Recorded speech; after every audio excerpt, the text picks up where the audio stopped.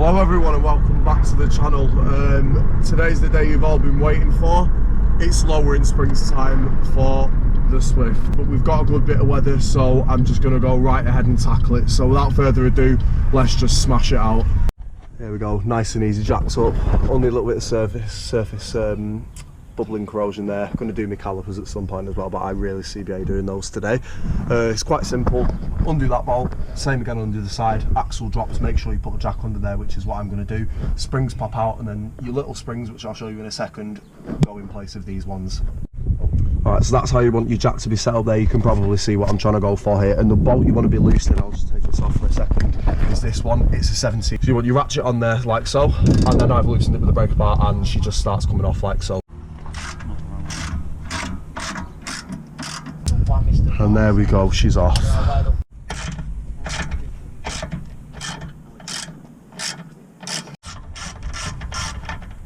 Mechanic strength. At Callum Wellens for your job. Hey. £100 an hour. Him. Film him. Film him. And there we go. Springs are in and they look sexy. Also, don't forget to put your washers back on. Yeah, don't think you wash a wall. Never. Never. Where's me? Oh, there it is.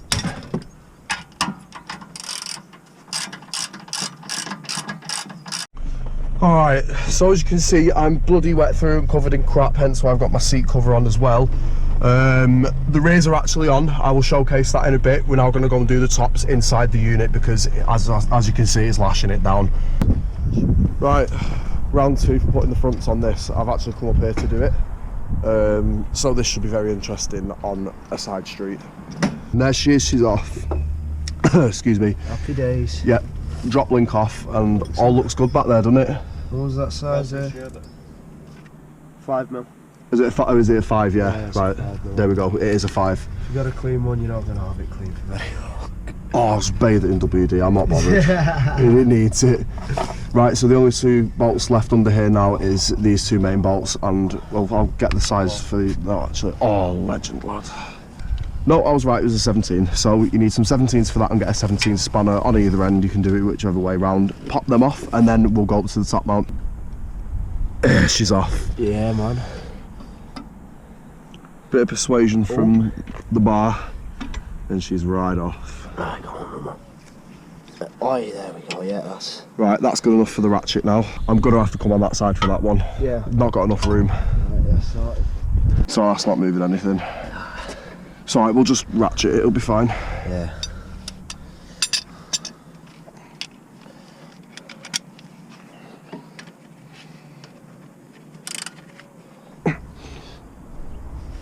He says. Yeah. There we are. Yeah, man. My fingers on buyback, yeah, man. All this is being recorded. Bro, this is going on Wall's Workshop 2, there's just outtakes of the main videos. Yeah. Quick little tip here, once you've buzzed these off now, it's just the top mount left. Use a little jack just to support it from all like falling and tumbling out when you actually do remove the shock tower itself from the car, because you potentially, I think, at risk of ripping the drive shaft out of the gearbox, and it's just unnecessary job time. Yeah. Alright, so we've got one of the shock towers out. It's actually decompressed because we kind of cheated it and we decompressed it using the body. So we took the second top mounting nut off there whilst it was in the car. I'm not really sure how to describe it better than that, but it just worked. So now these bad boys are going on it. Sit rep. We have got one completely assembled and on the car.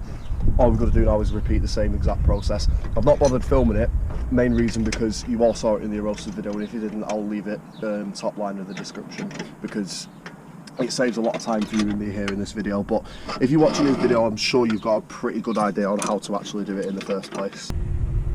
So after much shouting at it, she's in place. Also going to try these spigot rings out too to see if it stops my wheel wobble because of my centre gap on the hub compared to the EP3 wheels is enormous. Right, let's tighten these back up and then she's done.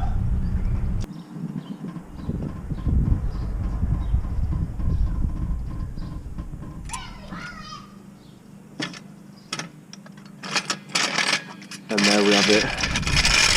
Oh, she low. She low.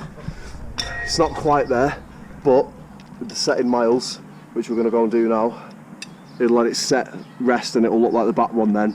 She's looking saucy. Let's go and put some miles on her. Quick motorway journey to Trafford. And then, oh, this thing's going to be pinned in the corners now, I can't wait. Oh yeah, I forgot to mention that, I did that as well. Alright, so I just took it out here on the main road. This is the very first time. I feel so much lower down. I can tell the car feels so much stiffer than it normally is as well. Only thing though, I'm not sure if it's an error on my behalf, but the car's pulling to the left again.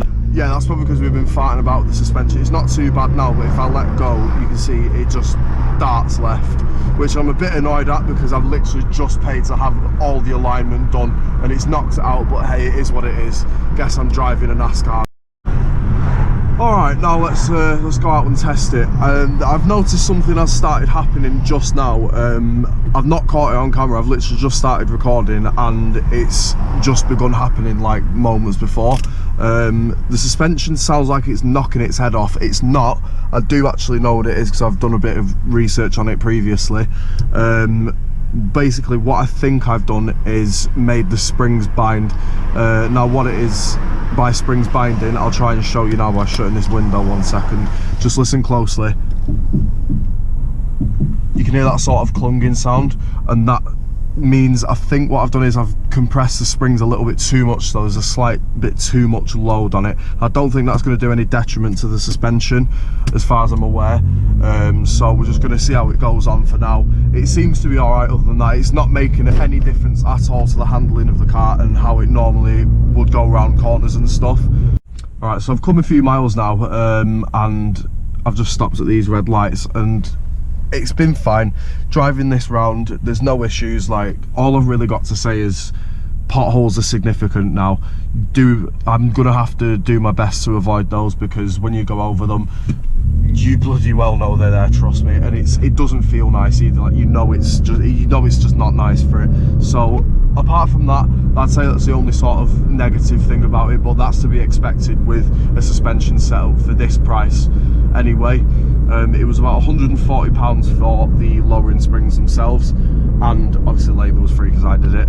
And would I say it's worth it so far? Yeah, I would, because it suits my needs. I'm not dailying this every day, this car, so I don't really care about like ultimate comfort and all that stuff. I used to daily it, but I've done all my dailying with it on stock suspension, waited till I've got my second car and now done this to it, and I'm glad I've done that. I'm glad I've waited that time period because now I can start properly enjoying this car because it feels so connected to the road with these on. It's improved it massively. There's a couple of other suspension bits I could do, like I could get some hard race drop links. I've seen those for about 70 quid, and I can get a strut brace, like a double strut brace, for about 150, and that's definitely something I'd want to do to make it just as tight as possible. I wouldn't get a rear strut brace purely because I don't want to start tearing the interior apart. I want this to be pretty well OEM in the interior. As you can see, I don't know if I'd put this in my last video, but I put the stock shifter back on. I'm not sure if you've seen this, sorry. But I did actually put it back on because the other one was bust. Like, the thread on the actual transmission here had worn away the thread inside of that gear stick, so that was completely toast. So I've just gone back to original and I'm going to leave it. I was thinking about getting a new head unit as well, and no, I just want to leave it all stock in here. We'll leave that to the outside and in the engine bay as well. It's really sort of give the car what it needed, and as you've seen when we dropped it off the jacks, it's low now, it looks the part, and that's really where it's coming into its own. The looks factor, it's 10 out of 10, seriously. That's what this car desperately needed, because I've seen so many people comment on YouTube and Facebook and everything, even Instagram, saying that it's like a monster truck with stock ride height, and I agree, it completely is. Oh, nice Scooby, lovely stuff. But yeah, now it sounds good, it handles good, and it goes well as well, because I've got this and some stuff under the bonnet, and there's something under the bonnet I've not shown you yet actually, because it's taken me so damn long to make a YouTube video on it, because I'm just not able to get the stuff that I need to do it just yet, because I've got 1,000 other things that I need to do before it. But it's fine as it is now, and that's why it's not that's why I've not done it like mega quickly, but it's worth the wait. It's worth the wait, I think. Just going to change car parks now. One thing I will mention is I completely forgot because I cut the video off before I had a chance to go over. The speed bumps, they are not great. You have to go over them at about 3 miles an hour, but it's bearable again at 3 miles an hour. I'm not saying that it's unbearable, it's just the fact that I've got to grasp the concept of going over stuff so slowly. These speed bumps are about 56 million times worse than the other ones for some reason in this retail park. All the others seem okay, just not these ones. So here goes nothing. I'm not going to go over it sideways or anything. It's oh, even they're not good at 5 miles an hour, bloody hell. Okay, that was fine. You've just literally got to do it at 1 mile an hour. That's fine. At least it's possible. I'm back to normality. It's absolutely manageable daily if you just avoid the potholes. I think this is a nice conclusion to the sort of first drive video. I wasn't going to go on any mad expeditions with this. I do want to fix the spring binding, which I will either chuck into another video or I'll just explain what I've done in the video where I'm going to do a proper drive out on the suspension and a really more sort of in-depth look at it, but not as much as a waffle as this video, just a bit more raw footage, just like the exhaust compilation, which is also in the works. I'm going to sort of go for them like 1 week after the other, if you like. But yeah, that's it for this one. I hope you enjoyed, and yeah, there'll be some more Swift videos coming really soon on a couple of bits that I've got planned. So yeah, stay tuned for that. Thanks again for watching, and I will see you later.